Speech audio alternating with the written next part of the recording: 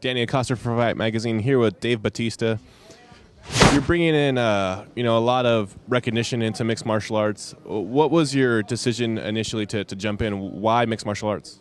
It wasn't like just a sporadic thing, man. I've been thinking about it for a long time. Really, just because I was a fan. I'm a real huge fan, and kind of following along the footsteps of Brock and Bobby Lashley. It was just something that I loved, and something like before I'm too old to do. I'd love to jump in and give it a try. And I've been a martial artist for a long time. It's in a different form of martial arts. I've been practicing Kali for years. Did Muay Thai for conditioning and stuff, and just and started working on my ground game, and that's one of the things that led me here. Is I really want to have a strong ground game. So I came to Caesar, and I think he's going to lead me to the promised land. What is the promised land for you? What goals would you like to accomplish in mixed martial arts? Really, like I never, thought, of going for a championship or anything. I just really want to make that crossover. I want to be a legitimate fighter. I didn't like the direction that professional wrestling was going in. And before, like I said, before I'm too old, I would just like to legitimize myself as a martial artist, as a mixed martial artist, and get in and compete with, true, legit fighters. So that's really, I just want to make the crossover. I want to be successful at it. And, this is not like a joke to me. It's something I take real seriously, and I'm going to train here. I think with the best trainer in the world. I mean, it's obvious there's, world-class fighters here, world-class grapplers. And so I think this is a place to be, man. I think I'm going to get to where I want to be through Caesar.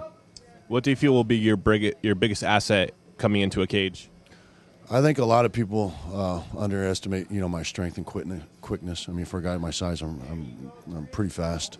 I'm pretty good with my hands, and I'm strong and agile. I think for a big guy, so I think a lot of people they're going to underestimate that. And I'm real durable. I think I've proven that over the years with WWE. I think any professional wrestler is, if nothing else, durable.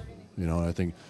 Brock has proved that. Bobby has proved that. And other fighters like, Josh Barnett was a professional wrestler as well. I mean, guys, I think a lot more fighters than you realize are also professional wrestlers. And there's just, if there's one requirement in professional wrestling, it is durability. And I'm as durable as they come.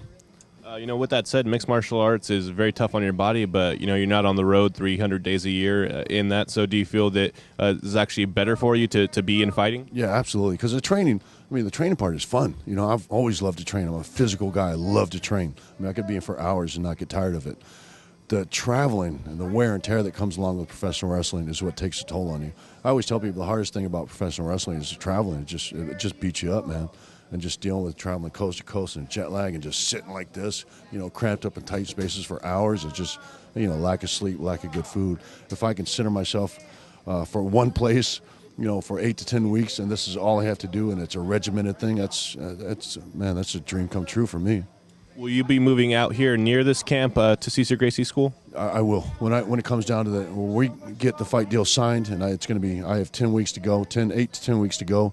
I'll plant myself here in Northern California, which is easy for me. I've lived here for years. My mom lives in San Francisco, so I love it out here, man. So this is cake. This really, it just works out for me, and every way you think about it. And how are the negotiations going with Strikeforce? When do you foresee yourself getting in and actually fighting? Early 2011. Yeah, and negotiations are going good. It's just that when we started talking, I had a very small window of opportunity between leaving the wrestling, being freed up from that, and doing other projects. I have TV projects and movie projects. One in particular that's a really big priority for me because it's a big budget film. It's a cool project, and it's just my window of opportunity closed, man. So now we're looking at early 2011. Have you reached out to a Josh Barnett or a Bobby Lashley or Brock Lesnar, guys who have been in the pro wrestling business and have made the transition and been successful? All of them, yeah. I've talked to Bobby a little bit about it. I've actually not talked to Brock since he left our company, and I've talked to Josh Barnett as well. I'm actually going to follow. I'll be in L.A. a lot, so I'll follow up with Josh Barnett a lot. I like him. He's a good dude. He's a good fighter. He's a little bit cuckoo, which I really love. He's my type of dude, so I will definitely reach out to him more. You've been seen with Manny Pacquiao. Have you worked at all in the Wild Card Boxing Gym on your stand-up skills? I have not. I've not been over there. Michael Moore was a good buddy of mine, and he left. He was actually really the way that this all came about to meeting up with Manny and everything. But I'm going to reach out to him again and maybe work a little stand-up down there. But I'm really going to focus on my ground game while I'm down there, and probably work with Henner Gracie. If I can, I'll reach out to him. We've talked about it before.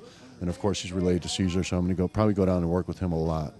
How much is your Filipino heritage and the fighting pride thing factoring into you jumping in and wanting to be a martial artist? Filipinos are by nature fighters. I believe that 100%. So it has a lot to do with it.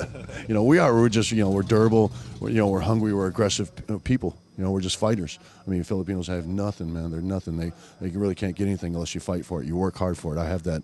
That was instilled, in me through my grandfather. I believe that.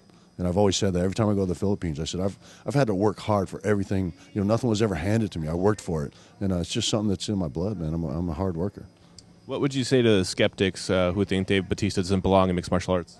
That's one of the things that I can respect their opinion. That's their opinion. But I don't ask them. I've never asked them to have anything handed to me. I say just give me a chance to earn their respect. And I think that once they get in there and they see that I'm a fighter and they see that I've actually put the training. I'm not some guy that's just going to rely on my celebrity status and go in the cage and hope to make a lot of money. I'm legit. I'm a fighter, and I want to learn how to be a professional fighter. I'm here to train, here to work my ass off. I'm not coming in here like a celebrity. I'm coming here. I'm training with everybody else, man. And I'm coming here like a student. I'm a student. So just lay back, and I don't mind earning people's respect. I don't expect to have it handed to me. Will Dave Batista still be the animal inside of a mixed martial arts cage? I'm always going to be the animal. It's the only person I know how to be. It's just, I really am. I'm when it comes to stuff like that, I'm real laid back, man. I'm actually a really passive person, but when it comes to like stuff like that and being competitive and, I'm an aggressive dude. I'm very intense. I'm an aggressive person, and that's who I'll really be no matter what I do. I'll be that person in the movies. I'll be that person in a professional wrestling ring. I'll be that person in the cage. I'll be that person on the street. I'm always going to be, that's always going to be inside of me because that's the way I was raised. That's in my blood, and that's just a part of who I am. Dave Batista.